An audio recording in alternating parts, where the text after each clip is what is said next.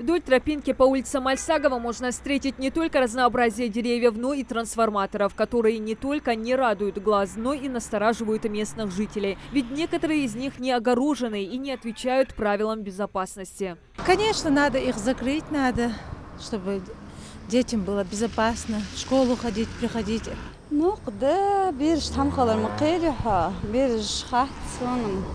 Хотя переживают, да, каждый родитель, да, муалищи, Все трансформаторы, находящиеся здесь, являются собственностью подрядчика. При сдаче объекта все временные ТС, например, как этот, необходимо было демонтировать, а постоянные подстанции установить в ящике закрытого типа. Справа, который от нас стоит, этот трансформатор отключен и не запитан к электропередаче. Там шлейфы сняты, он уже не работает. А прямо перед нами, который стоит с закрытыми ЗТП, он действующий трансформатор, который питает вот этот дом. По распоряжению мэрии города учреждения электросети «Магаса» за свой счет закрыли трансформаторы по улице Кулиева и проспекту Зязикова. Однако те, что не переданы на баланс администрации, остаются бесхозными. Как отмечает местная администрация, трансформаторные подстанции должны передаваться подрядчикам на обслуживание в готовом виде. Демонтировать мы не можем, потому что у этого трансформатора есть собственник. Это собственник, подрядчик, который строил этот дом, это его собственность. Мы подойти и просто так от себя срезать, унести ее не можем, потому что они могут на нас в любое время пожаловаться. Единственное, что мы можем, дать им предписание в сроки, определенные сроки, чтобы они демонтировали и забрали свой трансформатор.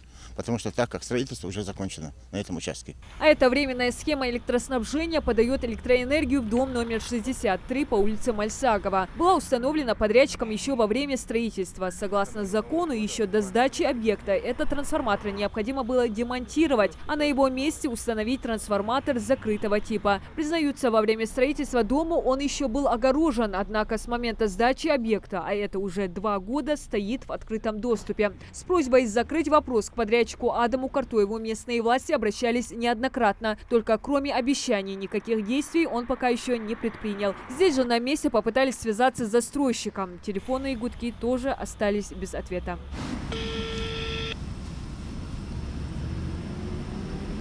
А часто не отвечают? Вас приветствует автоответчик. Звонки? Сообщение после звукового. Почти периодически. Не отвечают? Не отвечает.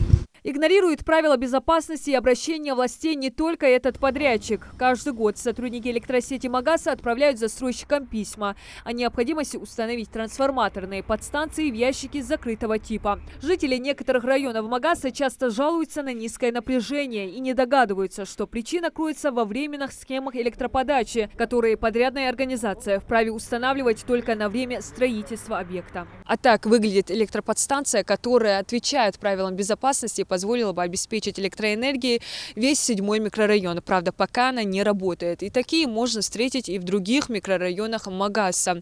Вот эксплуатацию, к примеру, этого объекта позволила бы решить ряд серьезных проблем. Это и демонтаж открытых-закрытых трансформаторов, а также устранение препятствий, которые угрожают безопасности жителей и портят эстетичный вид столицы. Ну а когда и как могут заработать эти подстанции, выясняли у инженеров МРСК. Электросети проложены в соответствии с генпланом застройки микрорайонов, построенным Минстроем. На период строительства электроснабжение подведено каждому подрядчику индивидуально. Как объяснили представители компании, при сдаче объекта они должны были переключиться на постоянную схему электроснабжения, чего не сделали по непонятным причинам. Есть подстанция «Магаз», от которого по постоянной схеме построены и сети, и ТП, и линии, и разводящие сети по этим микрорайонам. Но ввиду того, что нету целых кабелей, значит, надо получить разрешительную документацию в органах Ростехнадзора на пусконаладочные на работы 72 часа.